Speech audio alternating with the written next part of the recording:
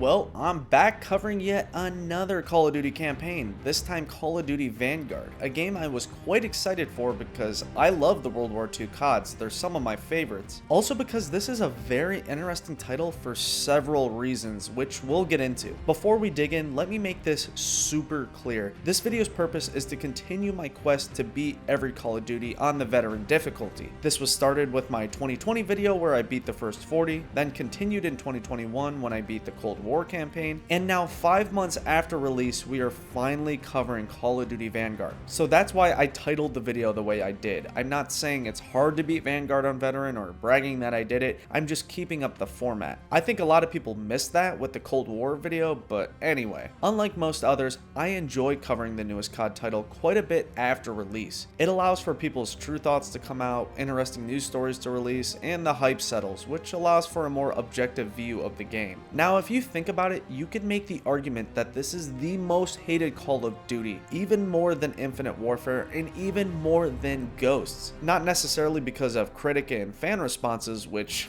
aren't great, but instead because no one is playing Vanguard. I've never seen such a lackluster release for a CoD. I've never seen this little amount of people actually playing it. This release just seems different. The sales seem fine, but there's very little discussion around it online. Barely any CoD YouTubers play it, pro players aren't a fan, it just doesn't feel the normal way a CoD release should feel. Vanguard is intriguing in a lot of ways. No one plays the multiplayer, everyone still just plays Warzone. The zombies mode is despised, and the campaign is barely ever mentioned. I mean, that's nothing new, it's always been the least popular mode. Honestly, this year was a piece of cake avoiding spoilers compared to previous years because no one cares about the campaign seemingly. This is also Sledgehammer's return to the franchise. Last game of theirs was World War II, which most dislike, but I have always liked quite a bit. There are several things Sledgehammer has done with their games that I enjoy, especially their unique visuals, sound design, and different feel of the gameplay. Treyarch is still my favorite studio because their stories are greatly superior, but unlike most, I don't hate Sledgehammer games. I appreciate what they bring to the table. So with that being said, the fact that this is a World War II game, Sledgehammer's on the development, and the fans are dicey on it, all combined lead me to be pretty hyped for this campaign. I like finding the redeemable qualities in the less talked about titles. Similar to Cold War, I first beat the campaign on the regular difficulty for a casual playthrough, then on veteran for a second time to stick true to the challenge and to give me more time to observe the campaign as a whole. And just know, again, we are playing on the Xbox Series X. So with all of that said, let's dive into the 2021 Call of Duty Vanguard campaign. To get into it, one thing you need to know is this campaign, similar to many others, isn't necessarily fun in the traditional video game sense. The entertainment comes more from its ability to be a playable movie. That's what I've always liked about them. They tell a long story through several characters' perspectives and let you be a part of it. This is also similar to most games, with it being very linear, not only with the gameplay but with the storytelling. That is one big aspect of campaigns I wish they'd loosen up on. I think the best campaigns are the ones with branching stories that allow options, but just know Vanguard isn't one of those. Regardless, it's far from the worst campaign. CoD Vanguard 100% has that typical Sledgehammer feel, which I always enjoy, and we'll get into exactly what that is. Compared to their other two games, Advanced Warfare and World War II's difficulties, it's about the same, not really hard at all. Honestly, regular and veteran here were pretty comparable. As is the case for most CoDs on veteran, you just need to quickly find out the sweet spot distance between you and the enemy, and it's not too difficult from there on out.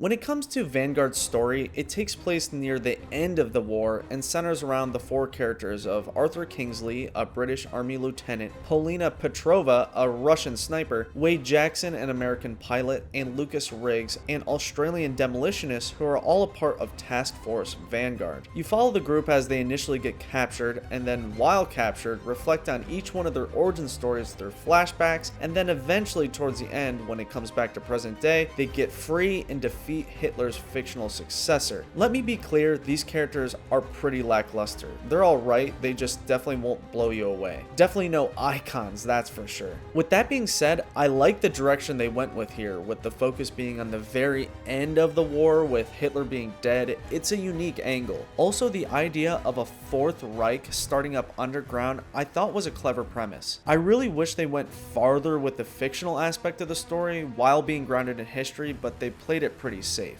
The story in general isn't amazing, it's a tad boring, but by no means terrible. I like the tone they went with here, but it lacks that oomph that some of the other game's stories have. I do commend the effort to include a bit of a civil rights element, but it's played pretty low-key. That Hitler successor is not super memorable either. He for sure does not compare to villains from the past. One of the smaller villains named Steiner initially had me excited to see revealed because maybe I thought they'd do what they did in Cold War, with including a younger version of a famous villain from another game. This time I thought maybe it would be Steiner from the Black Ops series, but nope. Just a forgettable, easy to kill German with the same name. So for those four main characters we play as during the game, the gimmick was each had their own unique ability. Arthur's is ordering around his men, Polina's is a sniper distraction, Wade's is a slow-mo focus mode, and Lucas's is the ability to hold more grenades. Despite the slow-mo focus mode,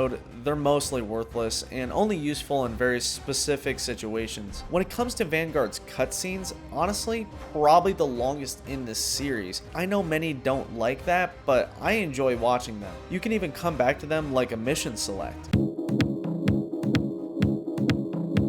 Now, as you'd expect, Vanguard includes a lot of classic World War II Call of Duty tropes we've seen time and time again, with those being the MP40 being used by far the most, the blowing up of flak guns, popping Stukas out of the sky, killing mortar crews, taking out panzers, a dogfight mission, and fighting against tanky Germans. Trust me, there's no wheel reinvention with this CoD title. The formula of run and gun, then stealth mission, back and forth is still present. Honestly, all the trends I stated in the initial CoD video still apply here. All of that doesn't take away from the game, just don't expect crazy new changes to the CoD campaign formula. Something I want to talk about extensively are the visuals here, because like I said, I enjoy these campaigns for their immersive movie-like aesthetic, and the better they look, the more I'm engaged. Vanguard contains some pretty nutty visuals in both the cutscenes and gameplay. Now, I wouldn't say the gameplay looks as uncanny as 2019's Modern Warfare, which I still think visually is the best looking game overall. Also, I gotta take back my comment from the Cold War video. That game does not look better than Modern Warfare for the most part. I really don't know what I was on about with that take. Back to Vanguard, I've always thought Sledgehammer kills it in the cutscene department. They produce debatably the best looking ones in the entire series. Some of the cutscenes in this game look incredible, very close to real life at times. I still think people sleep on Call of Duty as a whole when it comes to graphics. I'd say maybe some of the most realistic in the industry. Similar to Modern Warfare and Cold War, sometimes the lighting is just right where it tricks your brain and makes you think you're looking at real life, for me at least. I was blown away at several points in the game with the lighting and the uncanny nature of the CGI. Combine that with added particle effects, makes you question what's reality. And I gotta say, never has fire looked this good in a game, period. That burning windmill was jaw-dropping. Also, when I got my hands on a flamethrower and some Molotov cocktails, dude, I was really impressed. Both fun to use and amazing looking. There are a lot of subtle little details added to Vanguard that really adds a lot, such as the detailed reload animation where your character only puts in the needed amount of bullets, or when there's a stream of smoke coming out of your barrel, or when you lightly tap your trigger and notice the hammer on the revolver goes back and forth accordingly. Also, just looking at the water effects, or any liquid for that matter, or the sand, or characters' clothing or sweat, I personally was very caught off guard with how much effort was put into the small details. For Vanguard's gameplay mechanics, several of my favorites return while a few new ones make their debut. The ability to mount your gun, reload while aimed in, see when you killed an enemy by the color of the hit marker, and the very clear objective marker system all return, which I'm glad to see are now staples. There were several parts of the campaign that reminded me of previous missions, such as ducking in and out of the vents like in Cold War. Those missions were definite highlights. That type of stealth in Call of Duty is rarely seen and a welcomed mission variant. When in the vents, dodging the grenades was annoying but admittedly pretty fun. Also, Sledgehammer loves the body carrying missions. Another one of those boys is here. Vanguard does add several new mechanics such as ledge walking, the ability to fit between crevices, lots of different platforming and climbing, ability to search bodies for loot, added tactical sprint, ability to blind fire over cover, destructible walls and barricades, and grenades with added trajectory markers, which those were really nice. When using some of those new mechanics, you'll notice this new extended point of view. When crouching or squeezing through a crack, the camera changes in a way that's easier to see, I guess. I didn't mind it. The new perspective kind of made me feel really short at times, but it didn't bother me too much. When it comes to the gunplay in Vanguard, it's really satisfying. The feel of each weapon is perfect, and combined with the incredible Sledgehammer sound design, it allows for a next level experience. The sound, look, and feel of the guns here are the best yet in a CoD, in my opinion. Sledgehammer always kills it when it comes to those three things: look, sound, and feel. One thing I've always enjoyed about when the new World War II titles releases, even with the limitations of the time period with the weapons used, they somehow keep adding never before seen guns for us to use. You'd think they'd run out of era accurate weaponry, but every so often I use a gun I don't recognize from any other Call of Duty. Another perk to the World War II games is the wide array of semi-auto rifle options. The more modern games don't have many guns like the Lee Enfield or Mosin Nagant or Kar 98. That type of gun is always a blast to use. Throughout the 9 missions, there are a handful of memorable moments. Like I said, the stealth vent missions, the flamethrower section, and the dogfight portion were all pretty cool. For that air battle mission, the bomb dropping sequence part of it is pretty sick, but the whole mission is super on rails and you can just basically sit back and the mission plays itself. When comparing these flying missions with the past, God, have they gotten easier over the years. This was a walk in the park compared to, let's say, United Offensive's flying mission. Also, during that section, you fight against Japan, which was sorta neat because most World War II CoD games don't include them. Near the beginning of the game, you have to leap between trains by jumping on moving cars, which that was also pretty awesome. The surprise Stalingrad attack sequence was really well done and a surprising vibe switch. Later in that mission, when traversing in and out of buildings, one of the structures you're in starts to crumble, which that was really epic. Those were my favorite moments overall. Like I said, the story is nothing to write home about, but there were several scattered moments in the campaign that stuck with me. Even if a mission was tad boring, the locations were really varied and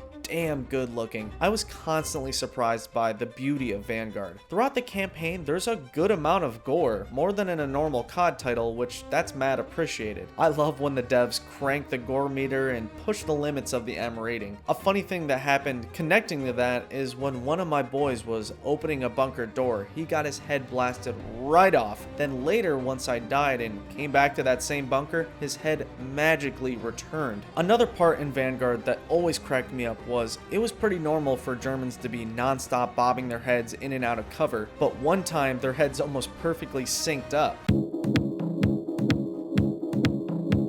For negatives, I have compiled a few. First off, again, nothing new here, but the invisible walls were a pain in the ass. Little more egregious here than normal. I just think we've gotten to the point in gaming when we need to ditch these and figure out other ways to keep players on the map. There are other player restrictions like the classic campaign slow walk. You know what I'm talking about. The devs don't want you to blast through the game, so they develop ways to slow the players down. It's just that too is a little outdated. Second is the issue I also had with Cold War, the having to press X on every interaction. that gets a little tedious, especially in Vanguard when you have to manually pick up everything using X, even ammo. When grabbing ammo, you'll accidentally grab new guns all the time. Add to that the very weird choice to have different ammo for guns with different attachments. Even if it's the same gun, if the attachments are different, ammo will not carry over. I liked all the different attachment options, but this ammo thing made them a nuisance. Also, gotta mention the optics, gotta question the period accuracy there. Third is the game is a tad buggy. It's nothing crazy, nothing game breaking for sure, just a few bugs here and there. There was some freezing, but it was pretty polished overall. I only had one crash, which isn't terrible, but it was on the ending cutscene, so that was a bummer. There are other gripes like getting pissed off by the bayonet boys and the dogs. The red screens are probably some of the longest in the series, and the new target highlighting system that kind of spoon feeds what you're supposed to do, similar to a feature in Black Ops 3, it just adds to the crazy linear, neutered nature of these campaigns. Overall, these complaints aren't the biggest deal. I only mention them to bring light to issues that need fixed. Before I wrap this up, I can't go without mentioning that awesome ending cutscene where they name drop the Nova Project and the Aether Project, which are both from the Black Ops sub-series. So I guess they did kind of do what Modern Warfare did by alluding to another series of games. I guess now you could say Vanguard is technically in the same universe, which if they leaned into could really be awesome. I would love if the games stood less on their own and would connect to each other more often. So when it comes to the Call of Duty Vanguard campaign, the story is so-so, the characters are also pretty forgettable, but the overall gameplay is solid. The visuals are really the selling point of the game in my opinion. Add to that the new mechanics, several memorable mission moments, and a feel similar to an old school World War II CoD. Honestly, several times I was brought back in time to the early CoD days. This really felt like one of those old titles with a modern skin. I took my time with this campaign because I like to soak in the details and observe all the differences that each year's Call of Duty has to offer. Despite this game's very negative perception, the campaign I think is commendable. There's obvious effort put in here. I really think they were trying to make a decent campaign at least.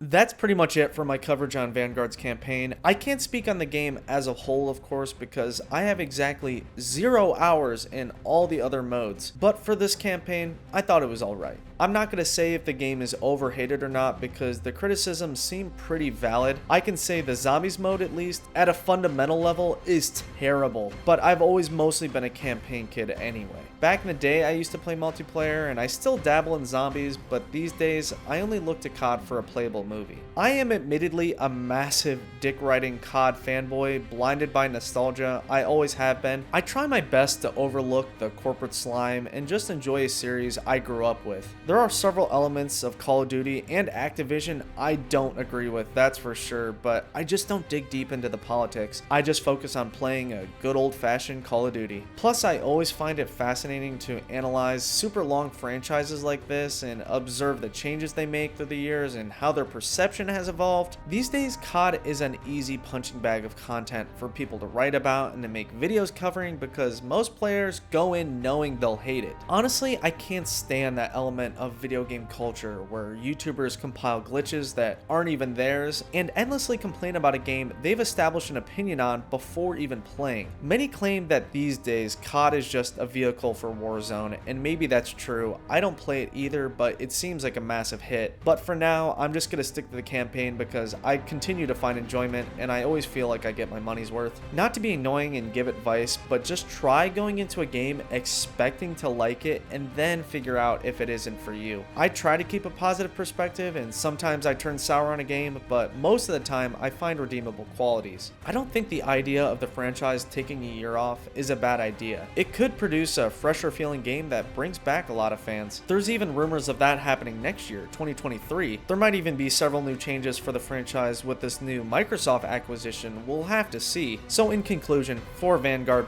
consider me a fan. Catch me next year around this time for my coverage on Modern Warfare 2, if that does end up even dropping.